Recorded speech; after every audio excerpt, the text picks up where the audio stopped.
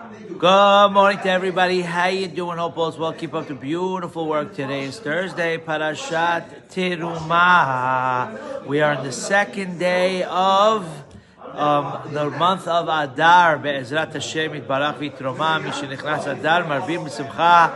Adar stands for Ani Hashem Rofecha. All those who need Refuah Shelemah should feel perfect. Be'ezrat Hashem Yitbarach.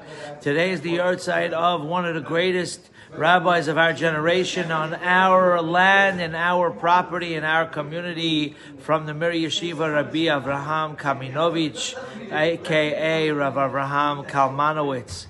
People are thinking we never heard of him, but he changed our community. May he rest in peace and be a blessing for all of us. God bless him. He was the one helping people get out of the Holocaust. He was part of the Avad Hatzalah together with Rabbi Silver and Rav Aaron Cutler. But he also wasn't happy with what was going on in the world. He flew to Egypt. He probably took a boat back then. He went to Egypt and he brought back all the youngsters. And he was worried about the youth of the future, and he brought them to the Mir Yeshiva, and they stayed in the Mir Yeshiva. They learned. He gave them pocket money. They didn't have money, and then they ended up becoming who they became. And that wasn't enough. He went to Morocco as well, and when he went to Morocco, he brought all the youth to his yeshiva as well.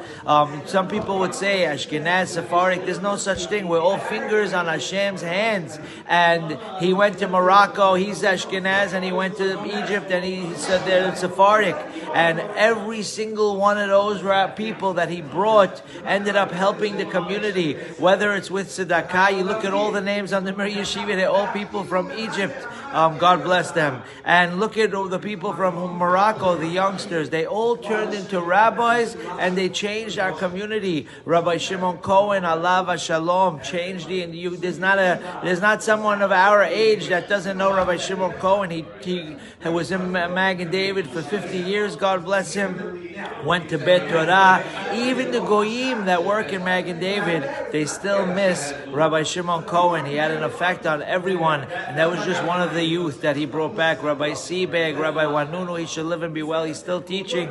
He should greet the Mashiach with all of us, and of course we should. Everyone should live and be well. Rabbi Lankry as well. All of those youth became rabbis, changed the community, all because of one man worried about the world, worried about the future. And today is his yahrzeit. May it be a blessing for all of us. Be'ezrat Hashem Yitbarach. We are continuing the holy words of the Pele Yoetz. We are in the letter Chet in the subject of Hosser. What is lacking? In the Hebrew book, we are on page Resh Nun Vav, and in the Hebrew 256, and in the Hebrew English Art Scroll Volume 2, we're on page 268. ואל יקצוף אם אומרים לו איזה חיסרון שיש בו כמנהג איזה בורים. When people are surrounded by good people and their friends and family and people who really care are telling the person, don't do that, that's not the proper way.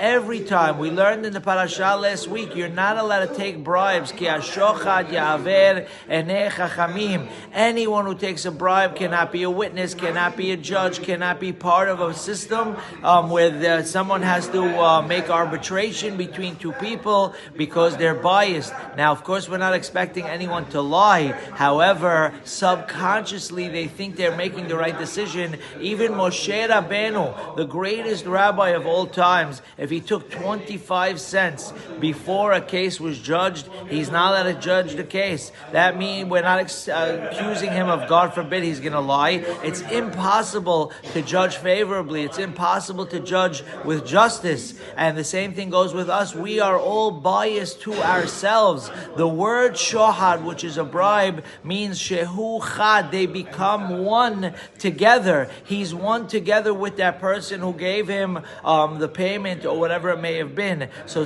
too over here, we ourselves are already one. And because we can't see a story straight, because we're biased. So we have people around us who train us, who teach us, who help us. Obviously, they're doing it for the right reasons. The Gemara says, "Ena havush matir atzmo mi bet asurin." You could have somebody out there who's a wheeler and dealer, and he helps people, and he's a community activist, and he's getting people out of trouble, this, that. But God forbid, if that person gets in trouble, that's it. They can't help themselves. You need others to help in that situation. So when we do have people that try to help us, whether it's a spouse, whether it's a friend, whether it's a rabbi, there are some people that don't want to hear it. I don't want to hear what you have to say, and they get angry. The rabbi is telling us,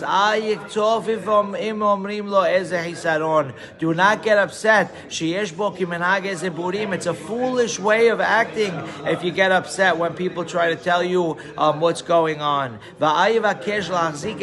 And then you have people that they come with all kinds of excuses, explaining why they're right, and even Ripley wouldn't believe what they're trying to say. The rabbi says that's also a foolish way of acting. He says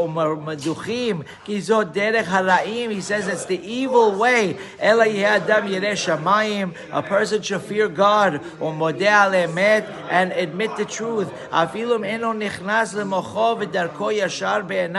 Even if it's not according to his taste, he still has to listen to those around him. Like we said, rabbis, friends, family. Yikabel ha'emet memishu gadol mimenu b'chokhma u'binyan, and especially if it's a chacham that's telling you he's smarter, he knows what he's doing, and we have to vivatel da'ato b'bnei da'atam, and we have to annul our decision because of the decision of those that are wiser than us. Vishaneh derachav halichotav u'ma'asav miyom liyom ad asher yikneh shlemut kasher yuchal, and that's why we were put in this world. We take step by step on the ladder. As we mention all the time, there's a question in the Parashat Vayetze, when Yaakov Avinu is laying down and he sees the angels going up and down the ladder. Angels have wings, they don't have to walk up a ladder. Why are they walking up a ladder if they could take the escalator? And the answer is because our rabbis are teaching us, how Batya tells us that when you take rung by rung, step by step, that's how you become an angel. Sha'arei amru, hayav adam lomar matai yagiu ma'asai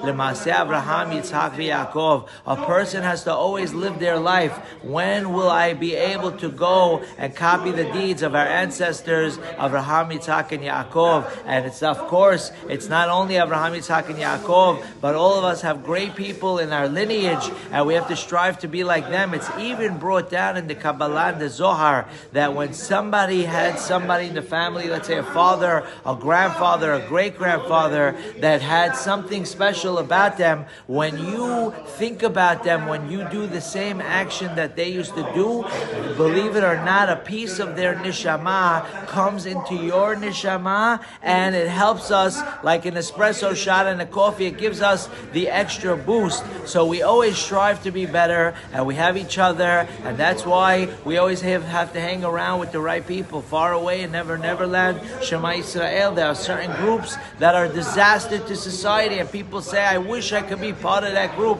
Meanwhile, they're self-destructing. Certain groups far away in Wisconsin, I wish I could do this, I wish I could do that, I didn't get a QR code, I'm not going to the party, right? What would be if a person ended up going to these parties in Wisconsin? They become part of the groups. Their lives end up falling apart. We have to be focused in this world, and that's why we have the Pele Yoetz, that's why we have the Sefarim of the Musar, that's why we have our Chachamim, and we have friends, and we have a community that's stuck together as